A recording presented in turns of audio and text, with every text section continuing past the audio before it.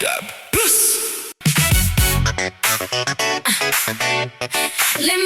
Show. Spécial vacances. Bonne matinée, merci d'être avec nous. Et si on devait repasser son permis de conduire aujourd'hui, ça serait pas la même chose qu'avant? Non, parce qu'il y a des choses qui ont beaucoup évolué ces dernières années, et notamment toutes les assistances, toutes les aides à la conduite qui sont introduites petit à petit dans l'apprentissage aussi des nouveaux conducteurs. Ce qui change pas mal de choses, on va en parler. Le sujet de Mike Pérez. Alors Mike Pérez, on parle du permis de conduire qui a changé. Tu parlais d'aide à la conduite, c'est ça? Oui, les voitures modernes, elles ont plein d'assistances, que ce soit le guidage de voie, que ce soit le régulateur de distance, où la voiture elle se cale automatiquement par rapport à la voiture qui est devant toi. T'as plus besoin de permis en fait. Si, parce qu'il faut savoir utiliser correctement ces aides à la conduite. Et ça, c'est un élément important parce que suivant comment ça peut être un peu perturbant. Tu l'as certainement vécu déjà. Tout d'un coup, tu prends une voiture qui n'est pas forcément la tienne, ou tu conduis pour la première fois une voiture avec ses aides. Il faut s'adapter. Oui, c'est alors les bip bip, tu t'y habitues. Mais effectivement, quand tout d'un coup ton volant corrige automatiquement la trajectoire, ça peut surprendre. Ça surprend, ouais. Et ça, il faut que les nouveaux conducteurs l'intègrent et sachent l'utiliser correctement. D'ailleurs, c'est presque plus dangereux, le contraire. C'est-à-dire que nous, on a appris à changer les vitesses, à conduire pour de vrai. Enfin, j'ai envie de dire, on se comprend. Ouais. Et quand tu reprends une voiture que tu n'as pas reconduite depuis très longtemps, alors déjà, il faut se rappeler qu'il faut changer de vitesse. Parce qu'aujourd'hui, voilà. Et puis, finalement, on s'est habitué à toute cette technologie. Et il y a les réflexes et c'est presque plus dangereux dans l'autre sens, en fait. On n'a plus l'habitude, effectivement, peut-être de tenir son volant correctement parce qu'on se dit, de toute façon, la voiture va corriger. Ouais, c'est ça, ou si tu es habitué à rouler justement avec le régulateur automatique de vitesse, tout d'un coup, si tu n'as plus cette option-là, la voiture de devant, elle freine. C'est à toi de freiner parce que la voiture elle va plus le faire à ta place. Donc ça. Oui, c'est toujours une question d'adaptation. D'adaptation, intéressant. Bon, tu disais, excuse-moi, je t'ai coupé. Tous ces systèmes d'aide à la conduite et d'automatisation, feront désormais partie intégrante du cours de théorie à la circulation. Ça veut dire que quand tu vas prendre des cours avec un moniteur, il va devoir aussi justement t'apprendre à utiliser ces différents systèmes. Il va pas seulement t'apprendre à conduire, à t'insérer dans la circulation, à te parquer ou des choses comme ça, mais il va te dire comment utiliser correctement ces outils. Ça fait déjà partie de l'examen théorique en fait depuis l'année dernière. C'est assez marrant parce que moi je me suis amusé à passer un examen théorique. Tu as des applications qui te permettent de le faire, les examens théoriques tels qui sont présentés aujourd'hui. Alors moi qui étais habitué, qui avait connu les systèmes plutôt, les schémas, tu sais, de priorité. T'as 4 voitures qui arrivent à un carrefour. À l'ancienne, quoi. Voilà, la rouge, la bleue, la verte, la jaune. Dans quel ordre elles doivent passer? Des situations réelles. Est-ce que t'as le droit de dépasser à tel endroit ou des choses comme ça?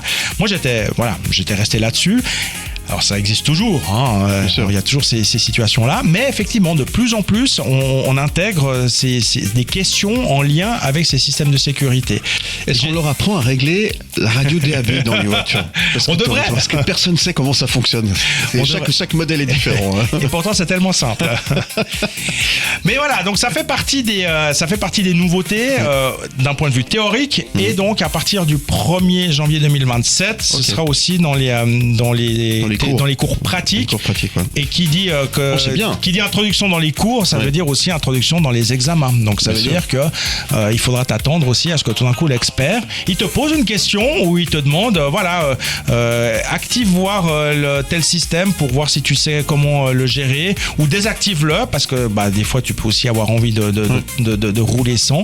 Donc c'est des éléments dont il faut tenir compte. Donc si vous avez l'intention de passer votre permis, ou bien si votre enfant va passer votre permis et que vous avez une voiture qui est équipée de tous ces systèmes, pensez à déjà lui expliquer comment ça marche, comment l'utiliser, comment le régler, comment l'activer, le désactiver, toutes ces choses-là, parce que ça fera partie de son cursus. C'est important, c'est bien, c'est plutôt positif ça. Oui, si on les utilise bien, c'est comme tous les outils.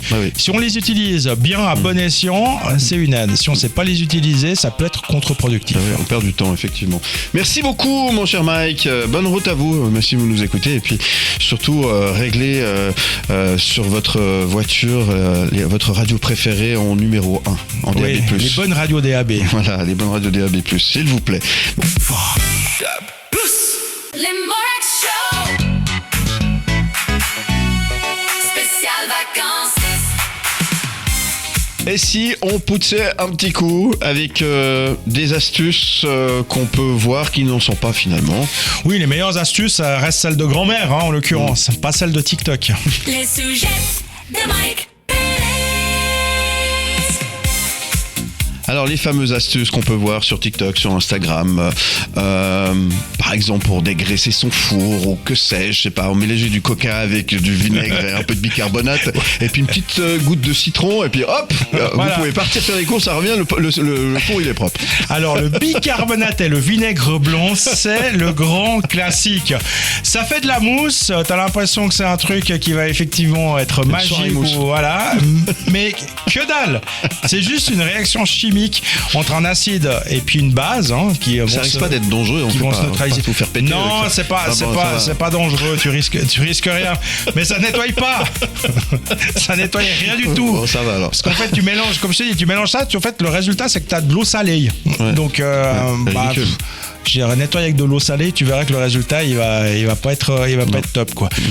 Parfois, on voit passer aussi un mélange d'eau de javel et de vinaigre blanc, toujours. On dit que c'est un désinfectant ultra puissant, blabla et tout ça, quoi. Et en fait, la réalité, c'est que ça, c'est dangereux. Parce qu'effectivement, ça peut dégager du gaz toxique, des émanations toxiques, effectivement, qui peuvent t'irriter les voies respiratoires. Donc, en fait, la règle d'or, c'est de dire on ne mélange pas des produits.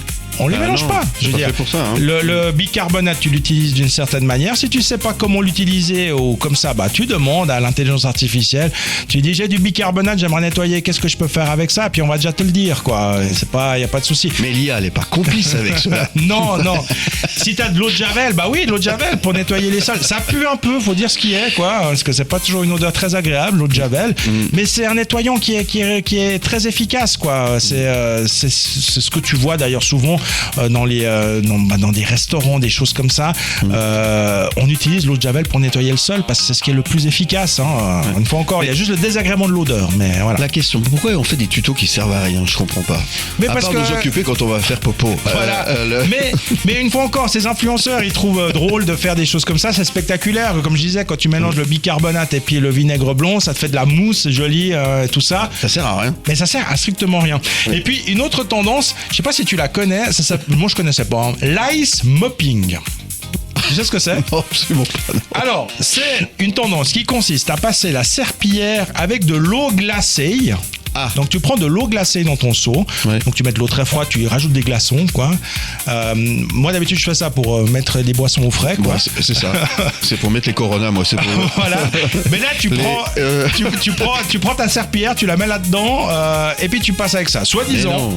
Soi-disant que ça va choquer les germes, mais en fait, non. C'est le contraire. L'eau Chose froide, que- ça fait strictement rien, ça dissout pas les saletés, au contraire, ça peut même endommager ton parquet. Bah ouais. Faut le savoir. Bien sûr. Il faut juste de l'eau même tiède, c'est chaude, encore mieux. Chaude, c'est bien parce que ça sèche plus vite. C'est ça. simplement ça. Mais de l'eau tiède, ça va très bien. Avec oui. un petit peu d'eau de javel ou d'autres savons, ça ira très bien, quoi. Comment vous regardez avec votre femme de ménage? Sinon, bah voilà, encore une autre chose qui a assez tendance, c'est de dire tiens, je vais nettoyer mon canapé avec une pastille de lave-vaisselle. Tu prends une pastille de lave-vaisselle, tu la frottes sur ton canapé, mais en fait, non, parce que dans les tablettes, t'as des agents chimiques qui sont censés en fait être dissous avec la température, la ouais. haute température de ton lave-vaisselle. Ouais. Si tu fais comme ça sur ton des canapé, ça va pas fonctionner. Au contraire, ça va même l'endommager. Donc voilà. Ne croyez pas tout ce que vous voyez sur les réseaux sociaux et notamment sur TikTok et Instagram. C'est ça le problème. Ouais. Les bonnes recettes de grand-mère, ça reste le plus efficace. Demandez à l'IA, enfin allez sur Internet si vous avez un doute ou quoi que ce soit. Mais ne croyez en aucun cas Non. toutes ces belles vidéos qui prolifèrent, qui pullulent sur les réseaux. C'est incroyable le nombre qu'il y en a, c'est affligeant. Et on se demande à quoi ça sert finalement, effectivement. Merci Mike Pérez.